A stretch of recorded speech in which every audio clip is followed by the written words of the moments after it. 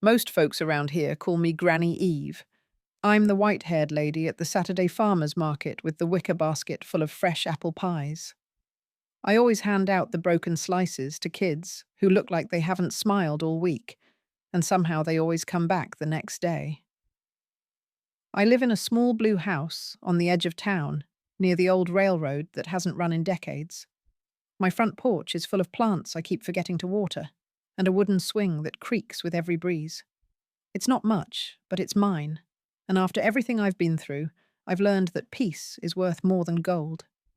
You wouldn't think much of me if you passed me on the street. Just another old lady with a kind face and stories no one asks to hear. But if you sat with me long enough, maybe over a slice of pie and a glass of sweet tea, you'd start to see there's more beneath the smile. I'm 80 years old, and I've seen things no one should. I've buried people I loved, survived storms you don't come out of whole, and walked away from places most folks never escape. But I also raised 3 good kids, laughed until I cried, and learned how to start again when I thought it was too late. People think the worst things that happen to you become your story. But I've learned that what you do after, that's the part that matters. And I guess that's why I'm telling mine now. So if you're listening wherever you are, thank you. I don't need pity. I don't want praise. I just need someone to hear this and know that survival doesn't always look heroic. Sometimes it looks just like me. Mason was 10 years older than I, and everything I thought a person could be.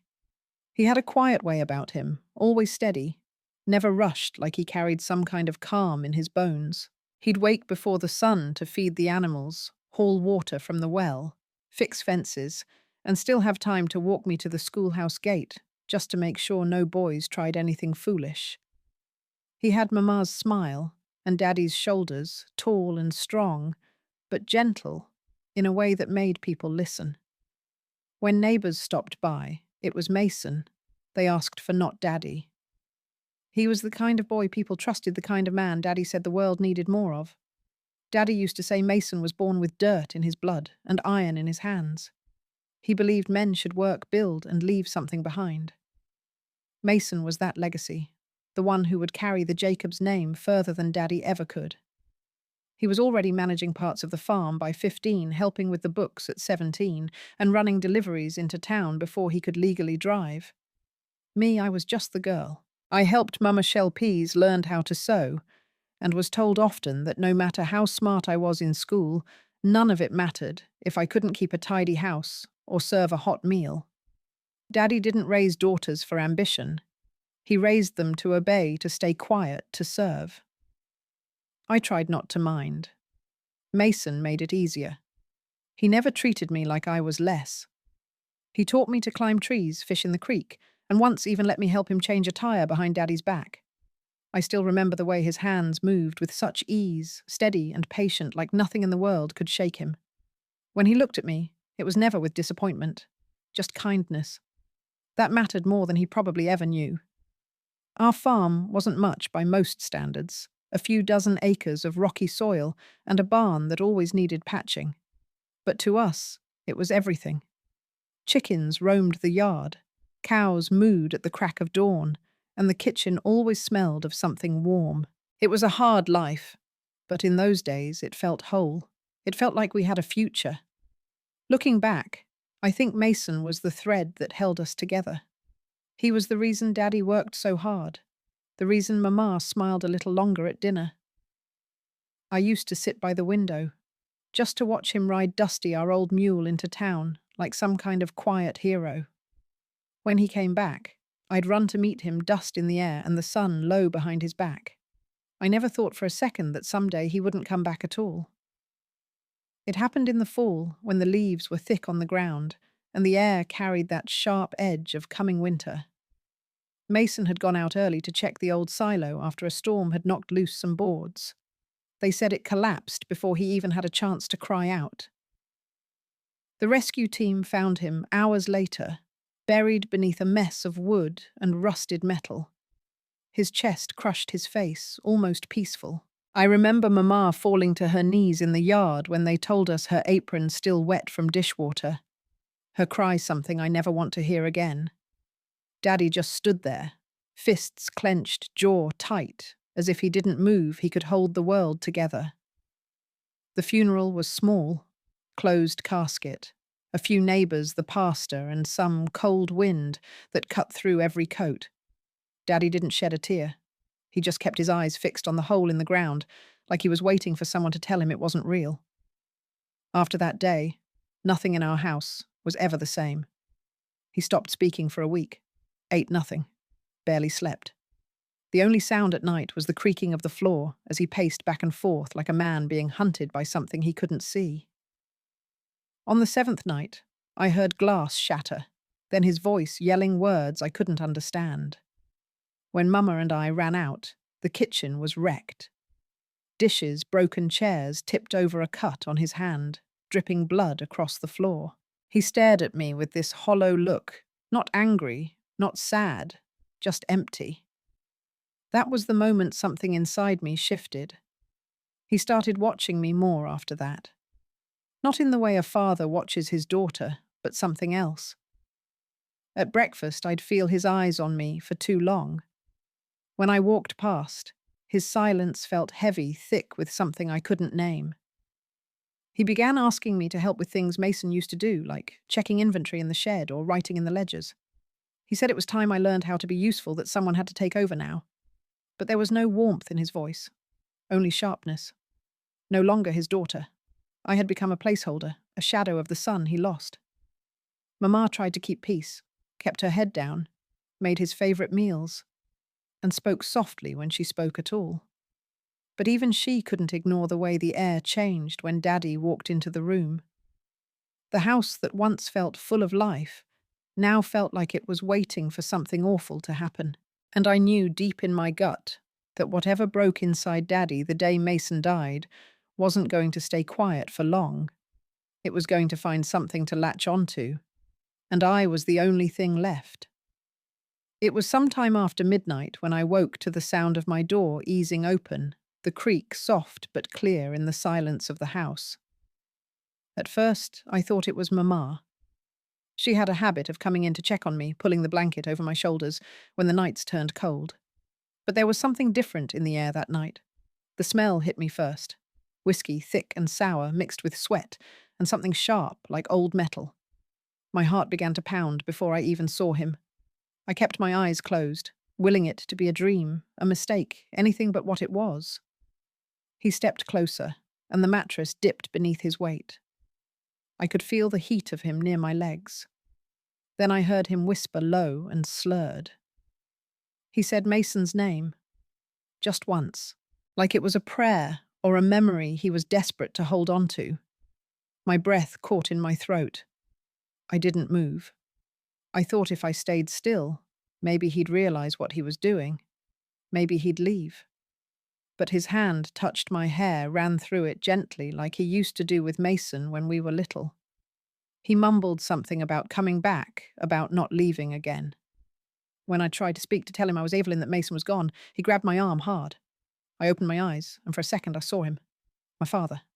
Then it was gone, replaced by something I didn't recognize. Something broken.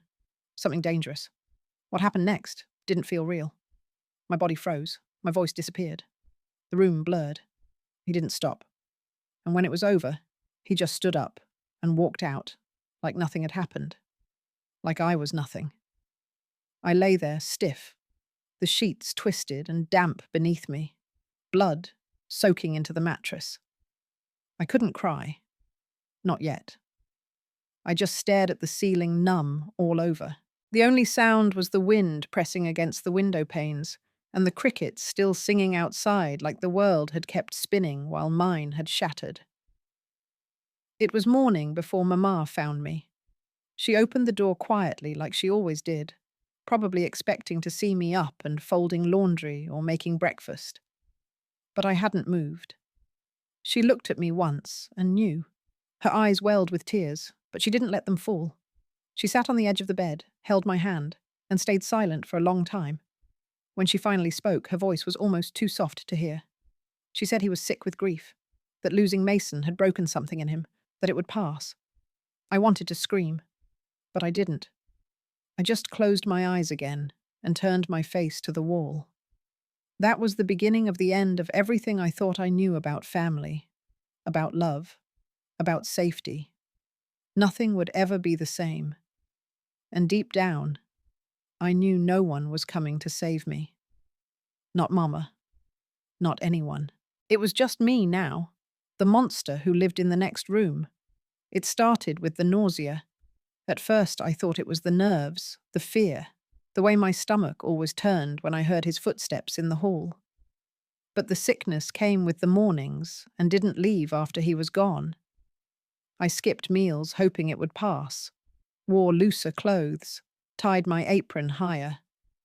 But my body had a truth it couldn't keep quiet for long. The swell was small at first, but unmistakable. When Mama noticed, she didn't ask. She just stared at me for a long time while I scrubbed my arms raw in the tin wash basin. That evening, she closed the door behind her and told me we had to take care of it. Her voice was sharp, not angry, but desperate. She spoke of an old woman outside town who helped girls with these kinds of troubles.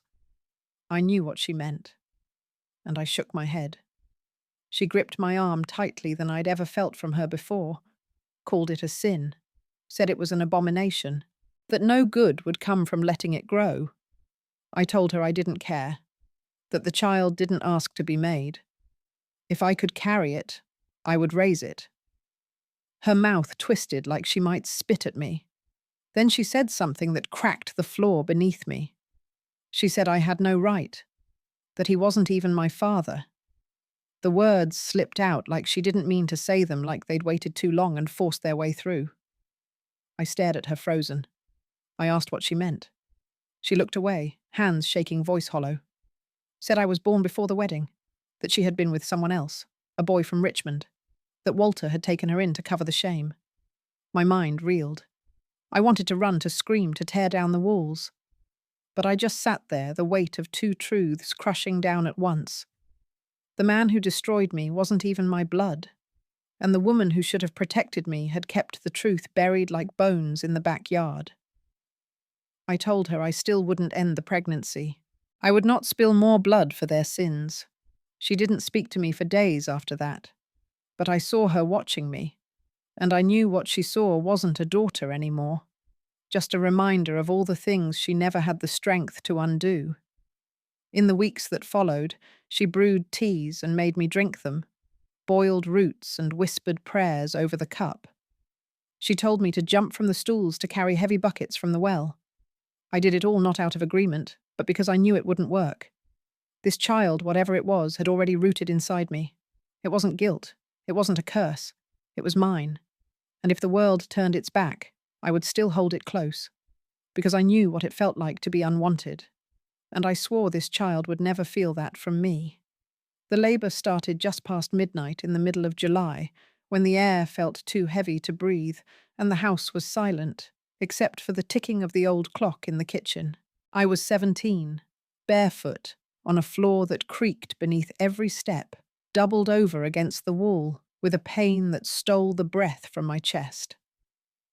Mama had gone to stay with Walter at the sanitarium, leaving me alone with my Aunt Ruth, a quiet woman with a strong back and calloused hands. Aunt Ruth wasted no time. She wrapped my arm around her shoulder, helped me down the stairs, and sent her neighbour's boy running for the midwife. By the time the old woman arrived, her apron dusted in flour, the pain had taken hold of me like fire in dry brush. I remember gripping the bedsheet so hard it tore. The midwife placed a cool cloth on my head and said I was going to have twins. The hours that followed were a blur of screams and sweat and prayers I didn't know I still believed in. When the first cry broke through sharp and loud, I wept. A minute later, the second one followed softer, more uncertain, like a question asked in the dark. The midwife placed both babies in my arms, wrapped in thin towels, their skin wrinkled and red and perfect. 2 girls.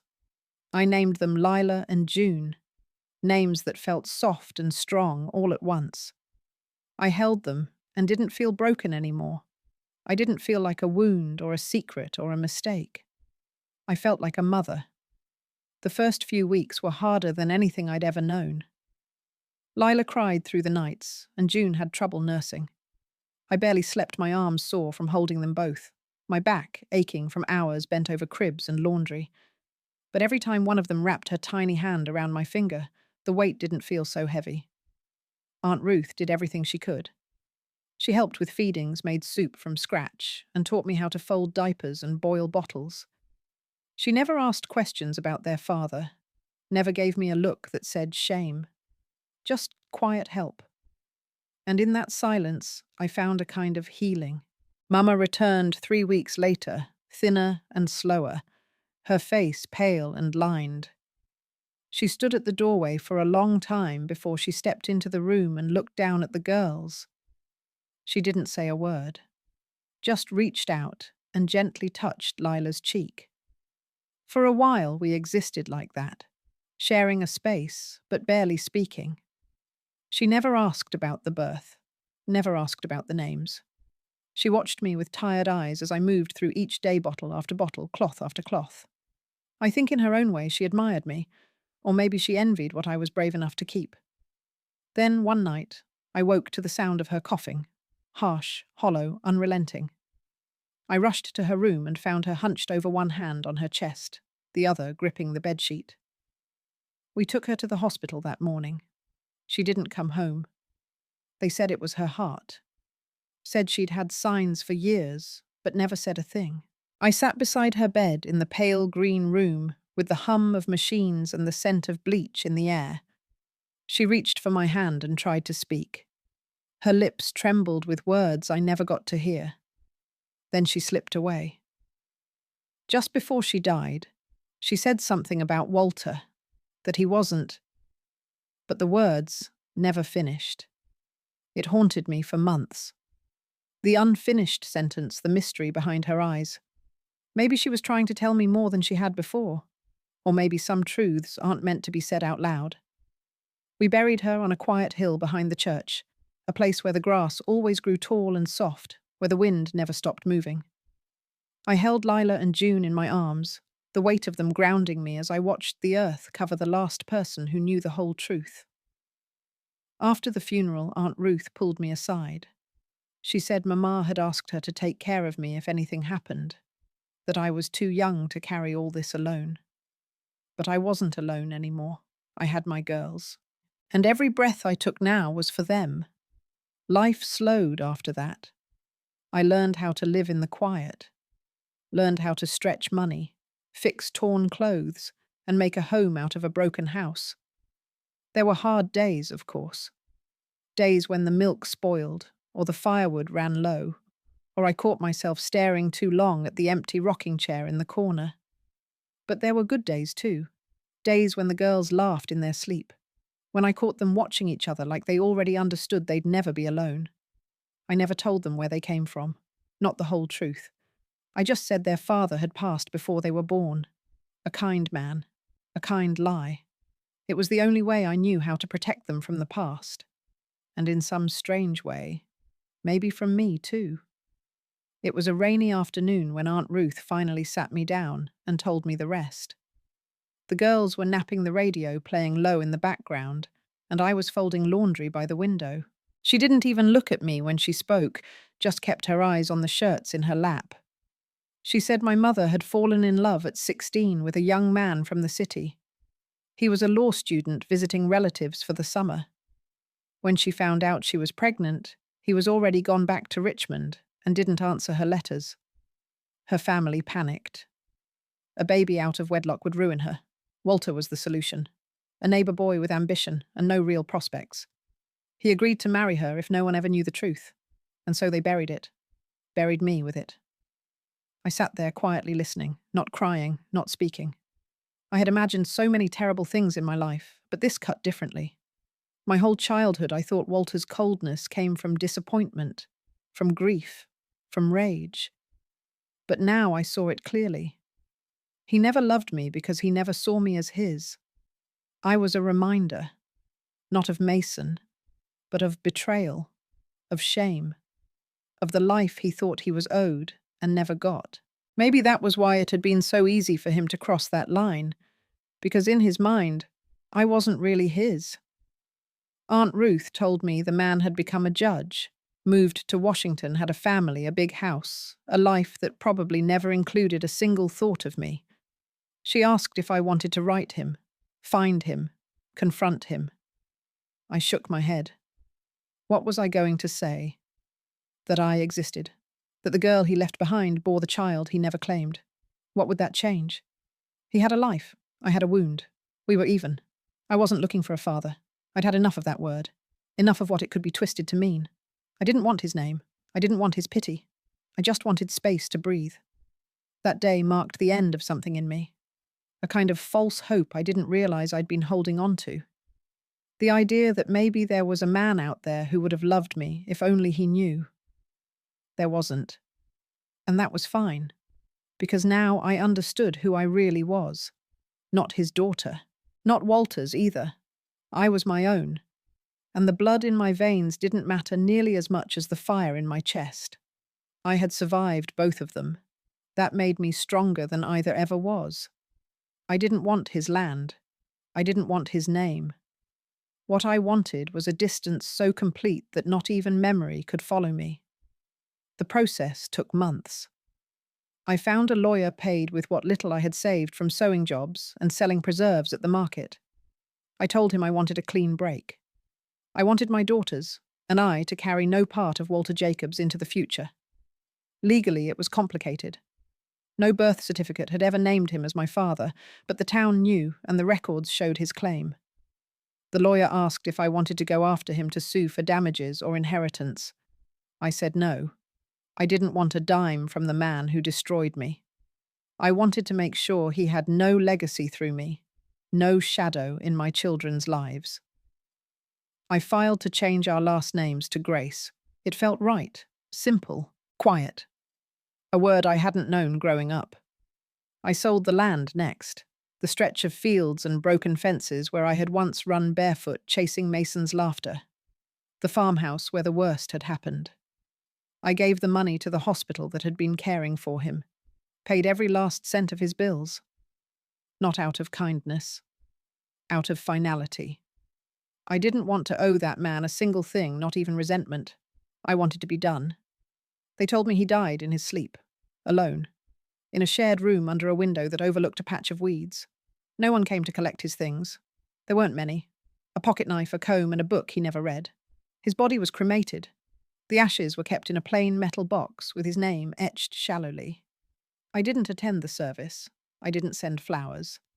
I just stood in my kitchen, hands deep in soapy water, while the clock ticked out the minutes of his final day.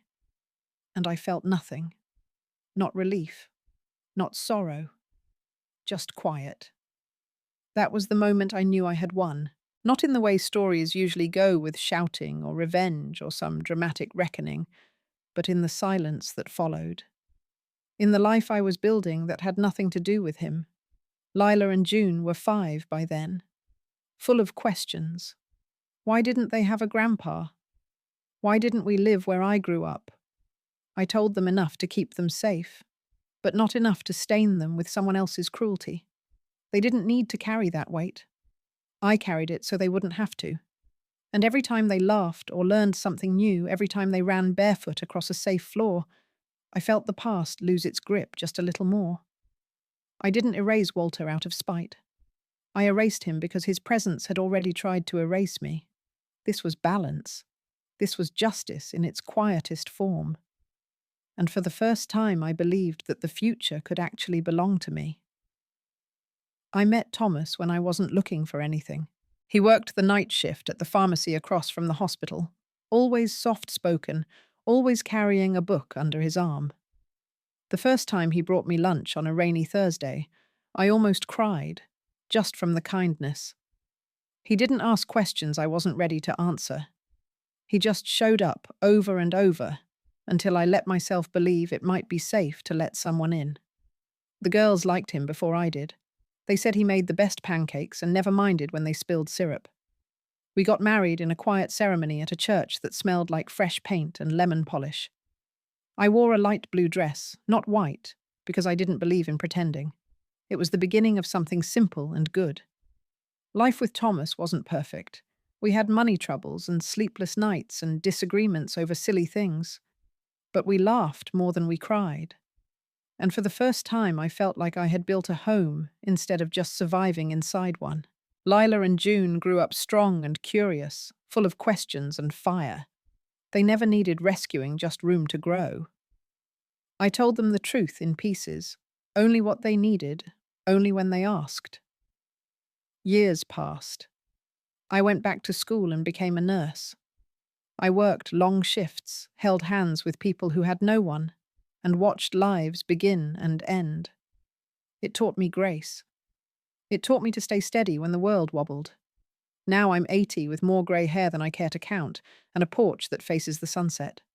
My grandkids come by on Sundays. I still make pies. I still laugh at the same old jokes. And I still carry the past, but it doesn't carry me anymore. Telling this story isn't about reliving the pain. It's about naming it, owning it, and setting it down. Maybe you've been through something hard. Maybe you're carrying something heavy, and you've never said it out loud. If you are, I hope my story reminds you that healing isn't loud or fast. It's slow and quiet, and sometimes lonely, but it's real, and it's yours. So tell me if you feel ready. Where are you listening from? What have you carried for too long? You don't have to tell the whole story. Just enough to let the silence know it's not in control anymore. Because you deserve peace. You deserve a life that's more than survival. And if nobody's told you that today, let me be the first.